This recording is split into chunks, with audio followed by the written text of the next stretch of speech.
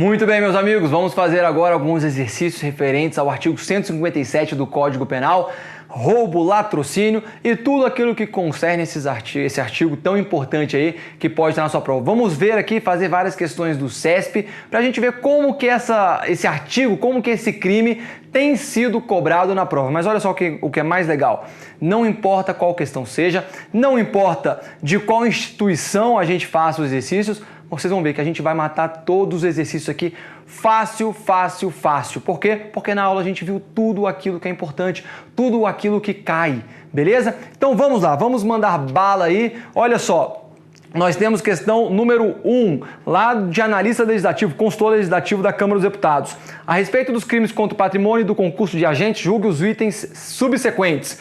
O delito de roubo é crime de concurso necessário, também conhecido como plurissubjetivo. Pessoal, concurso necessário, plurissubjetivo, nada disso, a gente não falou disso em nenhum momento, né? O crime de roubo, ele é unissubjetivo. O crime de roubo, ele é de concurso eventual. Professor, qual que é a diferença entre plurissubjetivo e unissubjetivo? Veja, o crime de roubo ele pode ser cometido por uma pessoa sozinha ou pode ser cometido por duas ou mais pessoas, que aí a gente vai ter uma hipótese de roubo circunstanciado. Então, o crime plurissubjetivo, o crime de concurso necessário, requer que haja pelo menos 2 agentes. Não é o caso do roubo. Se a gente falar lá do crime de rixa, aí a gente tem que ter 3 ou mais agentes. Se a gente falar do crime de associação criminosa do artigo 288 do Código Penal, precisamos também de 3 ou mais agentes. Crime de organização criminosa, Lei 2.850, precisamos de 4 ou mais agentes. São crimes que somente podem ser praticados se houver concurso de pessoas. Não é o caso do roubo. O roubo pode ser praticado por um agente somente ou por vários, beleza? Então, tranquilo isso daqui. O nosso gabarito da questão número 1 é errado. Fácil, né, galera? Olha a questão número 2. Com base na situação hipotética apresentada, julgue os itens subsequentes relativos a crimes contra o patrimônio. Na madrugada do dia, tá pequeno aí para vocês? Olha, na madrugada do dia 20 de agosto de 2012, Francisco escalou o muro que cercava determinada residência e conseguiu entrar na casa, onde anunciou o assalto aos moradores. Opa, então já está diante aí de um roubo. Francisco ameaçou cortar a garganta das vítimas com um caco de vidro, caso elas gritassem por socorro ou tentassem chamar a polícia. Ele então amarrou então a gente teve aqui a grave ameaça. Ele então amarrou as vítimas, explodiu o cofre localizado no andar de cima da casa e subtraiu as joias que encontrou. Essas joias foram vendidas a Paulo, que desconhecia a origem do produto por ele adquirido. Muito bem, tem muita coisa aqui nesse enunciado, né? Tem várias questões desse concurso que foram em cima desse enunciado, mas vamos analisar aqui somente uma. Em razão de ter praticado o delito durante o repouso noturno, a pena de Francisco será aumentada. Pessoal, olha só, não vamos confundir furto com roubo. No crime de furto, nós temos a hipótese do furto durante o repouso noturno, que vai gerar um aumento de pena. No crime de roubo, tem alguma hipótese no artigo 157 dizendo que se o roubo for cometido durante a noite vai ter aumento de pena? Não tem. Não tem. O roubo cometido durante o dia ou à noite, ou qualquer horário que seja, ele pode ser enquadrado num roubo simples ou num roubo circunstanciado em razão de outras situações. Não será um roubo noturno, não haverá esse aumento de pena, beleza? Então a pena de Francisco não será aumentada aí, por isso, de maneira alguma. Mais uma questãozinha errada. Somente para a gente lembrar que não se aplica o furto de repouso noturno ao delito de roubo. Tá bom, galera? Não vamos confundir o artigo 155 com o 157. Prova da Polícia Federal de escrivão. Cada um dos itens seguintes é apresentado uma situação hipotética seguida de uma assertiva a ser julgada. Rui, mediante grave ameaça exercida com emprego de arma de fogo, subtraiu o aparelho celular e o relógio de César. Nessa situação, Rui praticou o crime de roubo, que é um crime complexo, porque 2 tipos penais caracterizam uma única descrição legal de crime. Pô, galera, mais fácil que isso não tem como, né? Aí fica difícil. Corretíssimo. Não falamos? O crime de roubo não é um crime complexo? Claro que é um crime complexo. Ele resulta da fusão de 2 ou mais delitos. Beleza? Então, uma questãozinha aqui fácil, né? Aquela questão que a gente torce para cair na nossa próxima prova.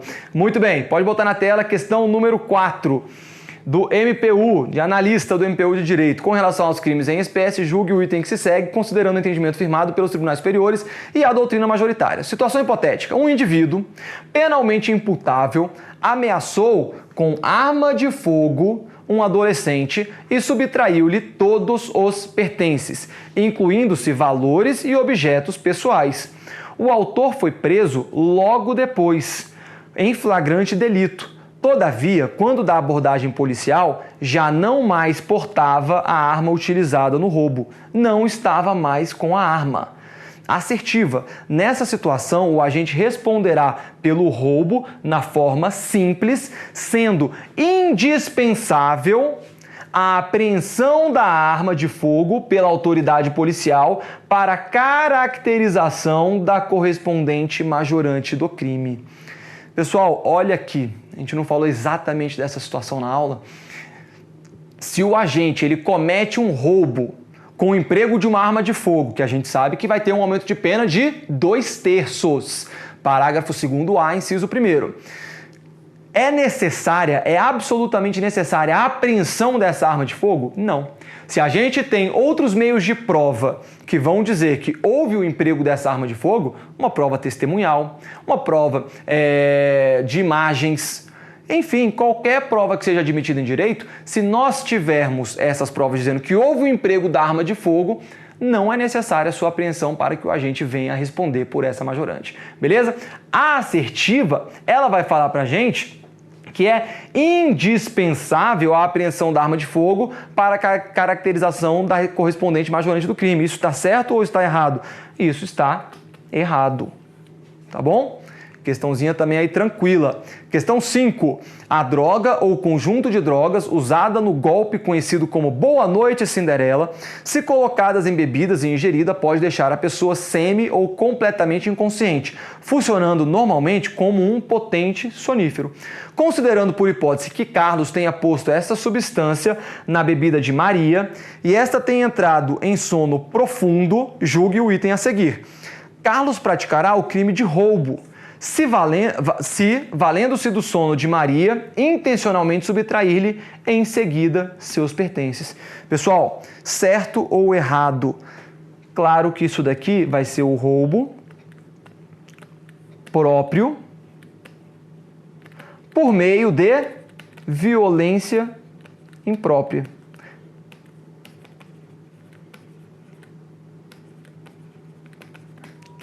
Portanto, essa assertiva está certíssima.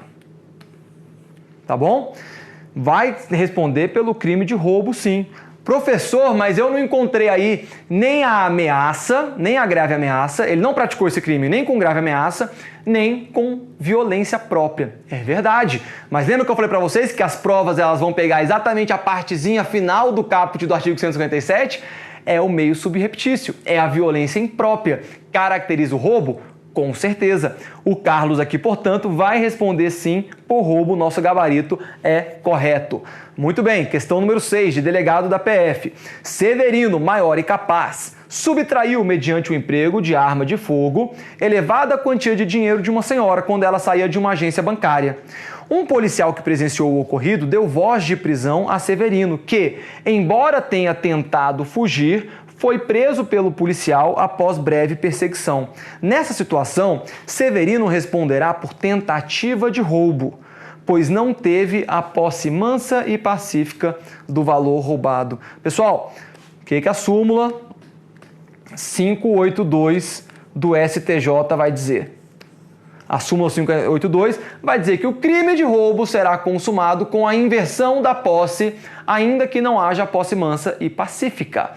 Veja, neste caso aqui, como é que eu sei que houve a subtração? Como é que eu sei que houve a inversão da posse? Simples, olha aqui. Severino, maior e capaz, subtraiu. Não falou aqui que ele tentou subtrair. Quer dizer que ele subtraiu. Ele conseguiu colocar a coisa em sua posse. Tá bom? Então, olha, ele subtraiu, tentou fugir, foi pego, e aí ele responderá por tentativa de roubo, porque ele não teve a posse mansa e pacífica do valor roubado? De maneira alguma. Ele responde pelo crime de roubo. tá bom? Então, com roubo consumado, né? Vamos deixar claro aqui. O roubo consumado. Ele foi preso logo em seguida, mas ele consumou o crime de roubo, houve a inversão da posse. Notou, pessoal? A gente já fez aqui 6 questões. Teve alguma difícil? Não, nenhuma. Mas se você tivesse feito as questões sem assistir às aulas, você fala, puxa, questão um pouco complicada, tô na dúvida. Não tem dúvida, as questões são fáceis. Questão de concurso público é fácil, basta a gente conhecer a matéria, não é isso aí? Olha só, questão número 7, de analista judiciário do STJ. Tendo em referência a jurisprudência simulada do Tribunal Superior, julgo o item a seguir acerca dos crimes, penas, da lei penal, aplicação da lei penal e institutos. Na hipótese de tentativa de subtração patrimonial e morte consumada, o agente responderá pelo crime de latrocínio consumado. O que eu falei com vocês? O resultado morte é o que vai determinar se o latrocínio é consumado ou tentado. Se no caso a morte foi consumada, o latrocínio será consumado? Com certeza. Correto. Súmula 610 do STF. Tá bom? Há crime de latrocínio quando o homicídio consuma, ainda que não realize o agente, a subtração de bens da vítima. Questão número 8. De delta. Admite-se a continuidade delitiva entre os crimes de roubo e de latrocínio. Ô, questão fácil. Ô, questão fácil, né? Errada. Da mesma maneira que não admite a continuidade delitiva entre o crime de roubo e latrocínio, não é admitida a continuidade delitiva entre o crime de roubo e furto, também não é admitida entre o crime de roubo e extorsão, tá bom? O crime continuado, artigo 71 do Código Penal, tem que haver, os crimes devem ser da mesma espécie. Furto com furto, roubo com roubo, tá bom? Então, e assim por diante. Extorsão com extorsão. Então, nesse caso aqui, a gente está diante da assertiva errada, gabarito da questão número 8. Questão número 9. Essa daqui já é de múltipla escolha, né? Olha só, de delta também. José entrou em um ônibus de transporte público e, ameaçando os passageiros com uma arma de fogo, subtraiu de diversos deles determinadas quantias em dinheiro. Nessa situação hipotética, de acordo com a jurisprudência dos tribunais superiores, a prática do delito, vamos lá, letra A. A prática do delito contra vítimas diferentes em um mesmo contexto e mediante uma só ação configurou o concurso material. A gente viu isso, não viu? Eu lembro bem que a gente viu. A gente não vai configurar aí o concurso material. Nós vamos configurar outro concurso, que é o concurso formal. Então, questão letra A está errada. Beleza. Letra B. A simples inversão da posse dos bens dos passageiros para José não consumou o crime de roubo. Para tal, seria necessária a posse mansa e pacífica ou desvigiada dos valores subtraídos por José. E galera, como isso daqui cai, né?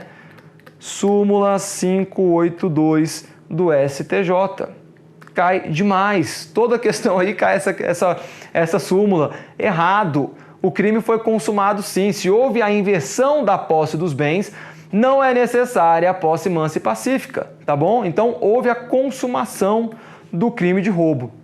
Errada, portanto, aí a letra B. Letra C. O fato de o delito ter sido praticado em ônibus de transporte público de passageiros será causa de aumento de pena. Opa, quem achou esse dispositivo no artigo 157? Haverá algum aumento de pena se o roubo for praticado dentro de um ônibus, dentro de um coletivo? Não, não existe esse aumento de pena, tá bom? Vai existir, por exemplo, lá no tráfico de drogas, se houver a comercialização dentro de coletivo, de transporte público, aí sim a gente vai falar que há a causa de aumento de pena lá do artigo 40 da Lei 11.343. No que tange crime de roubo, não tem esse aumento de pena não. Se o roubo for praticado dentro de um coletivo, fora, pode ser um roubo simples ou pode ser um roubo circunstanciado em razão de outras circunstâncias ou mesmo um roubo qualificado pelo resultado. Beleza? Então, errado. Não existe essa causa de aumento de pena pela prática de um roubo dentro de um transporte público. Letra D. Se a arma utilizada no crime fosse de brinquedo, opa, vimos isso aqui também, e ainda assim tivesse causado fundado temor nas vítimas, deveria ser aplicada a majorante do crime de roubo. Errado, não é? Se a arma de fogo utilizada no crime é uma arma de brinquedo, a gente falou, não incide o aumento de pena do parágrafo 2º-A, inciso 1º. Não é considerada uma arma de fogo, não é considerada arma alguma. mesmo assim subsistirá o crime de roubo. Então a gente vai estar diante de um roubo simples, a menos que incida outra circunstância. Mas se não, será um roubo simples. É uma arma de brinquedo, não é considerada arma de fogo, beleza? Letra E, já sabemos, portanto, que será o nosso gabarito. O crime de porte de arma será absorvido pelo crime de roubo, ante os fatos de haver nexo de dependência entre as duas condutas e os delitos terem sido praticados em um mesmo contexto fático. Certo ou errado? Certíssimo. Galera, essa daqui eu deixei para falar aqui durante a questão. Veja só, se houver um nexo entre aquele porte de arma de fogo e o roubo, a gente vai estar diante somente do roubo majorado. O agente ele não vai responder separadamente pelo porte de arma de fogo. Por quê? Porque entende a doutrina, entende a jurisprudência que a arma de fogo utilizada é um meio que será absorvido para a prática do crime de roubo. Tá bom? Então a gente vai ter o roubo majorado pelo emprego de arma de fogo, mas a gente não vai incidir aqui o porte de arma de fogo da Lei 10.826. Professor, há alguma hipótese em que a gente poderia incidir também o crime de porte de arma? Sim, se não houver um nexo causal. Vamos supor que um agente ele possui uma arma de fogo, ele porta uma arma de fogo todos os dias e a gente possui provas de que isso acontece, tá bom? Então ele usa aquela arma lá todos os dias, leva consigo sem ter autorização. Eventualmente, determinado dia, ele usa aquela arma para a prática de um roubo. Veja, ele responde pelo roubo majorado pelo emprego de arma de fogo? Com certeza. Ele pode vir a responder pelo porte de arma de fogo? Pode, desde que esteja configurado que ele utiliza, que ele porta aquela arma, ele não portou somente para aquele ato, mas que ele usa ela em outros contextos fáticos. Ele porta aquela arma de fogo em outros contextos fáticos. Aí ele pode ser imputado também o crime de porte de arma de fogo de uso restrito ou uso permitido, a depender da situação. Beleza? Muito bem. Então, o nosso gabarito na questão 9 é letra E. Questão número 10, de juiz. Com relação aos crimes contra o patrimônio, julgue os itens que se seguem com base no entendimento jurisprudencial. Constatada a utilização de arma de fogo desmuniciada na perpetração de delito de roubo, não se aplica a circunstância majorante relacionada ao emprego de arma de fogo. Pessoal, certo ou errado? Lembra que nós falamos? Arma de fogo desmuniciada tem que ter muita atenção. Por quê? Porque se a gente estiver falando lá da Lei 10.826, a arma de fogo desmuniciada, ela pode sim configurar o posse ou posse ou porte de arma de fogo. A depender aqui vai ser o 12 ou 14, posse ou porte se for de uso permitido, e artigo 16, posse ou porte de uso restrito, tá bom? Então, a arma de fogo desmuniciada configura, sim, os crimes da lei do Estatuto do Desarmamento. Entretanto, para aplicação do crime de roubo, nós vimos a jurisprudência, em que pese o agente portar uma arma e usar essa arma para ameaçar as vítimas, se ela estiver desmuniciada, não incide a majorante do emprego de arma de fogo do parágrafo 2º-A, inciso 1º. Fechou, galera? Atenção nisso daí, portanto, a questão 10 está correta. Tá bom? Questão número 11, defensor público. Acerca dos crimes contra patrimônio, cada um dos itens subsequentes apresenta uma situação hipotética, seguida de uma assertiva a ser julgada. Marcelo, simulando portar arma de fogo, subtraiu para si 2 aparelhos celulares pertencentes a pessoas diversas, amedrontando as vítimas. Nessa situação, Marcelo deve responder por crime de roubo em concurso formal. Pessoal, vamos lá.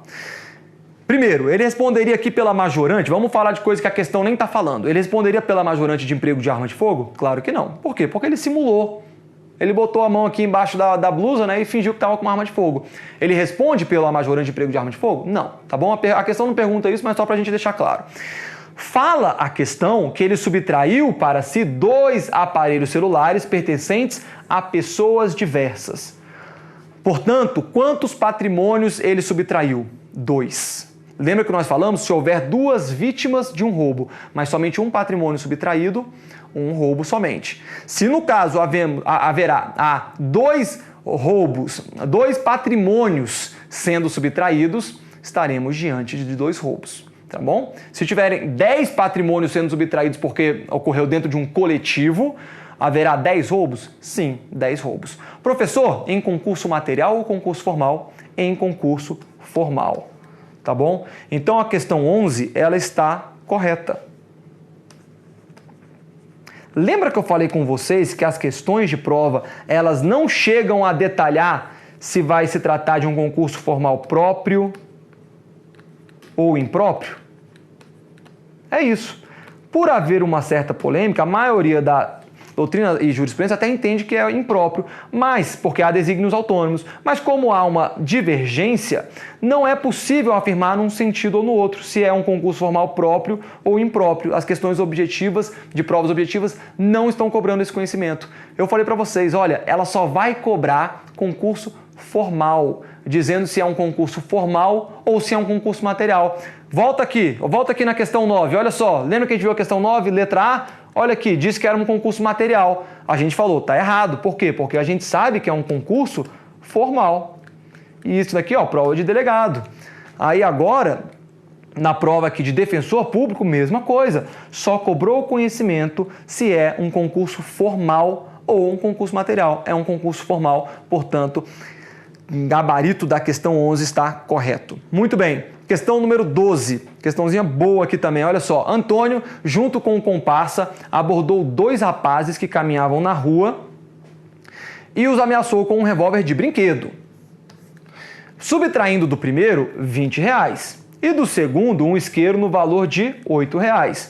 Notificados da ocorrência, os componentes de uma guarnição da Polícia Militar de Pernambuco, ao final de rápida diligência, os localizaram e prenderam em situação de flagrância, já que estavam na posse da res furtiva, do objeto que foi roubado. Durante a lavratura do flagrante, Antônio identificou-se com um nome fictício para esconder seus antecedentes criminais, não tendo exibido o documento de identidade. Pessoal, isso aqui vai estar lá no artigo 307 do Código Penal, é o crime de falsa identidade, tá bom? Já estou dando a resposta aí antecipadamente, mas é porque nós não vimos aí aqui nos crimes contra o patrimônio o crime do artigo 307. Nessa situação hipotética, Antônio responderá pela prática de, letra A, roubos em concurso formal mais facilidade ideológica? Claro que não, né? É o crime de falsa identidade.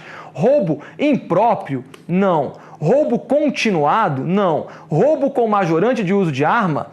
Também não. Tá bom? Era um revólver de brinquedo. Tratava-se de um revólver de brinquedo. Ele vai responder por 2 roubos em concurso formal, mais em concurso material, falso com a falsa identidade em concurso material. Veja só, pessoal, veja só. Lembra que eu falei com vocês, mais uma questãozinha aqui. As bancas, o CESP não vai te cobrar se é concurso formal próprio ou impróprio. Ele quer saber se você sabe que se trata de um concurso formal. Trata-se de concurso formal quando o agente subtrai bens patrimoniais de 2 ou mais vítimas no roubo? Sim, concurso formal. No caso aqui, então, ele fala, olha, houve 2 roubos em concurso formal, só que ele diz o seguinte, teve também, vai incidir aqui, a falsa identidade em concurso material, tá bom? Então, 2 roubos em concurso formal, esses 2 roubos em concurso formal, em concurso material, com a falsa identidade. Professor, questão complexa, essa questão de juiz? Não, questão de agente de segurança penitenciária. Tá vendo? Então, essas questões, todas as questões que a gente traz aqui, seja de juiz, de Ministério Público, delegado, qualquer instituição que seja, o CESP ele cobra. O CESP ele não faz muito essa diferenciação, isso aqui eu vou cobrar para delegado, mas não posso cobrar para agente ou para escrivão. Pode. E cada vez mais, as questões que são cobradas, elas seguem um percurso. Cobra para juiz, Ministério Público, delegado e vai cobrando depois para as outras carreiras. E cobra para agente e escrivão também. Então, muita atenção, como cobrou aqui nesse caso para agente de segurança penitenciária, esse conhecimento do concurso formal, concurso material, né, concurso formal de roubos. Então, muita atenção em tudo que foi falado aqui, porque tudo é matéria de prova, é matéria que pode cair, como a gente está vendo nas questões. Não acabamos ainda. Questão número 13, do mesmo concurso. Entre janeiro e agosto de 2012, 3 amigos, unidos de modo estável e permanente, com o propósito comum de praticar crimes, assaltaram 5 residências em ocasiões diversas. Os 3 agiram sempre na mesma região e de igual forma. A vítima era abordada na garagem ao chegar na casa, depois das 18 horas e ameaçada com revólveres. Em seguida, eles entravam na casa, amarravam, amordaçavam e trancavam as pessoas presentes em um cômodo. Feito isso, recolhiam as coisas de valor e fugiam no carro da família. Nessa situação hipotética, os agentes devem ser punidos por... E aí a gente tem aqui todas as hipóteses que eles poderiam ser punidos. Vamos lá, pessoal. Primeiro, houve o concurso de 2 ou mais pessoas? Sim. A gente está falando aqui de 3 pessoas que agiram sempre na mesma região. Houve aqui, no caso, uma restrição de liberdade? Com certeza. Eles amarravam, amordaçavam e trancavam as pessoas presentes em um cômodo. E lá mantinham. Por quê? Porque eles subtraíam os bens e fugiam. Vem comigo. Eles subtraíam e fugiam. As vítimas ficavam lá com a sua liberdade restringida. Então, houve roubo com restrição de liberdade? Houve. Tá? Então, vamos botar aqui, olha só, situações que circunstanciam o roubo. A gente tem aqui concurso de 2 ou mais pessoas. A gente tem nessa hipótese também o roubo com restrição de liberdade.